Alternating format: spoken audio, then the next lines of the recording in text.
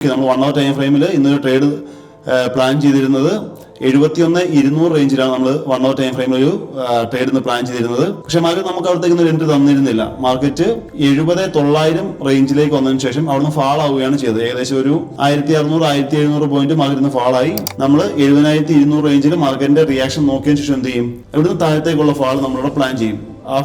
നമ്മൾ ആ ഒരു ഫാൾ പ്ലാൻ ചെയ്യുന്നത് 66,500 റേഞ്ചിലേക്കാണ്. എക്സാക്ട് നമ്മൾ നിലവിൽ നമ്മുടെ വ്യൂ ബെയറിഷാണ്.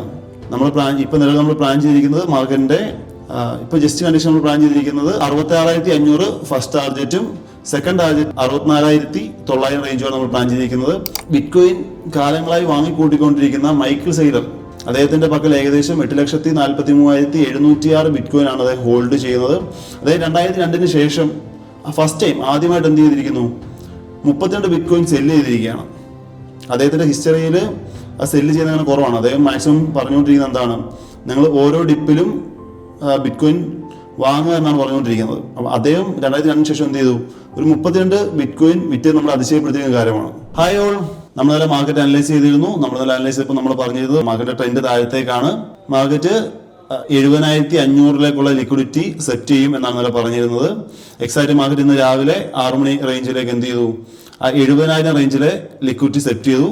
നമ്മൾ ഇന്നൊരു ട്രേഡ് നോക്കി. നമ്മൾ 1 hour ടൈം ഫ്രെയിമിൽ ഇന്നൊരു ട്രേഡ് പ്ലാൻ ചെയ്തിരുന്നത് 71,200 റേഞ്ചിലാണ് നമ്മൾ 1 hour ടൈം ഫ്രെയിമിൽ ഒരു ട്രേഡ് ഇന്ന് പ്ലാൻ ചെയ്തിരുന്നത്. പക്ഷേ മാർക്കറ്റ് നമുക്ക് അവിടത്തേക്ക് ഒരു എൻട്രി തന്നിരുന്നില്ല. മാർക്കറ്റ് 70,900 റേഞ്ചിലേക്ക് വന്നതിന് ശേഷം അവിടുന്ന് ഫാൾ ആവുകയാണ് ചെയ്തത്. ഏകദേശം ഒരു 1,600-1,700 പോയിന്റ് മാർക്കറ്റ് ഇന്ന് ഫാൾ ആയി. നമുക്ക് നെക്സ്റ്റ് നമ്മൾ വെയിറ്റ് ചെയ്തത് നമുക്കൊരു ചെറിയ പോയിന്റ് വ്യത്യാസത്തിലാണ് ഇന്നത്തെ എൻട്രി മിസ് ആയത്. ഏകദേശം ഒരു 200-250 പോയിന്റൂടെ ജസ്റ്റ് ബിറ്റ്കോയിൻ ഒന്ന് പുഷ് ചെയ്തിരുന്നെങ്കിൽ നമുക്ക് ഇന്നത്തെ എൻട്രി കിട്ടുമായിരുന്നു. പക്ഷേ ഇന്ന് മാർക്കറ്റ് എന്ത് ചെയ്തു? നമുക്ക് ആ എൻട്രി തരാതെ മാർക്കറ്റ് ഫോളോ ആവുകയാണ് ചെയ്തത്. പക്ഷെ നമ്മുടെ ഇന്നത്തെ ടാർഗറ്റ് കുറച്ച് വലുതാണ്. നമ്മൾ പ്ലാൻ ചെയ്തിരിക്കുന്നത് 66,600 റേഞ്ചിലേക്ക് മാർക്കറ്റ് ഫോളോ ആവും എന്നാണ് പ്ലാൻ ചെയ്തിരിക്കുന്നത്. അപ്പൊ അതുകൊണ്ട് തന്നെ മാർക്കറ്റ് നല്ലൊരു പുൾ ബാക്കിൽ നമുക്ക് നല്ലൊരു ട്രേഡ് സെറ്റപ്പിലേക്ക് മാർക്കറ്റ് വന്നു കഴിഞ്ഞാൽ നമ്മൾ നിലവിൽ പ്ലാൻ ചെയ്തിരിക്കുന്നത് മാർക്കറ്റ് 70,200 റേഞ്ചിലേക്ക് മാർക്കറ്റ് വന്നു കഴിഞ്ഞാൽ നമ്മളവിടെ ഒരു ട്രേഡ് ഓപ്പർച്യൂണിറ്റി നോക്കും.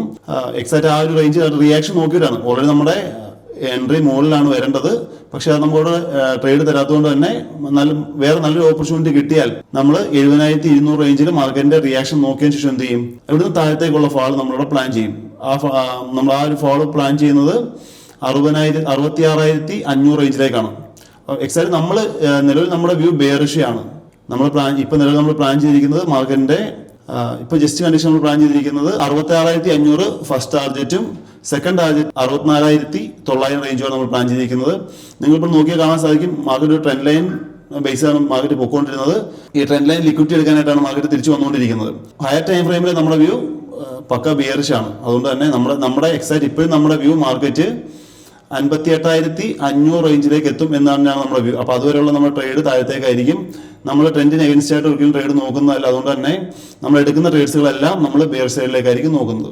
അതുപോലെ നമ്മളെ അതിശയപ്പെടുത്തുന്ന ഒരു കാര്യം എന്ന് പറയുന്നത് ബിറ്റ്കോയിൻ കാലങ്ങളായി വാങ്ങിക്കൂട്ടിക്കൊണ്ടിരിക്കുന്ന മൈക്കിൾ സെയ്ലർ, അദ്ദേഹത്തിന്റെ പക്കൽ ഏകദേശം 8,43,706 ബിറ്റ്കോയിൻ ആണ് അദ്ദേഹം ഹോൾഡ് ചെയ്യുന്നത്.